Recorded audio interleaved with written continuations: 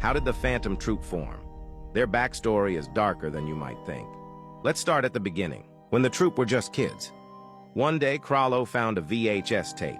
He took it to his local church to find out what was on it, and it turned out to be a popular kids show known as the Mighty Sweepin' Power Cleaners. Crollo wanted to play this tape for the rest of the kids in Meteor City, but since the show was in another language, he asked Paku and two of his other friends, Sarasa and Sheila, to help him dub it, in which they all agreed on. Sometime later, they gathered a bunch of kids and decided to play the tape. But unfortunately, it ended up malfunctioning.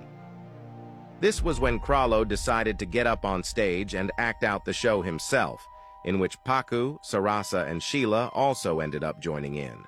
After this performance was over, Uvo, Finks, and some other kids went up to Crollo and asked him if they could help him act out the next few episodes, which Crollo agreed on. Sarasa was really hooked on this, so she decided to go out and look for more tapes. That way they'd have even more stuff to act out.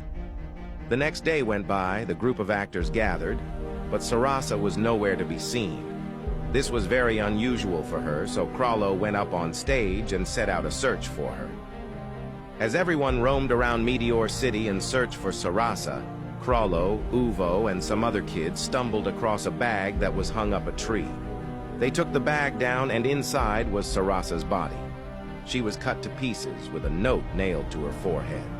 It turns out that she was a victim of a kidnap. This wasn't the first time something like this has happened to the kids of Meteor City, nor would it be the last unless they did something about it. That's when a group of kids came together and decided to form a group. This group had two goals in mind: to avenge their friend Sarasa and to terrorize the world. That way, people would stay far away from the kids of Meteor City. After 3 years of preparation, the group set out for their journey. It's unknown if they have yet avenged their friend Sarasa, but they've definitely made a name for themselves.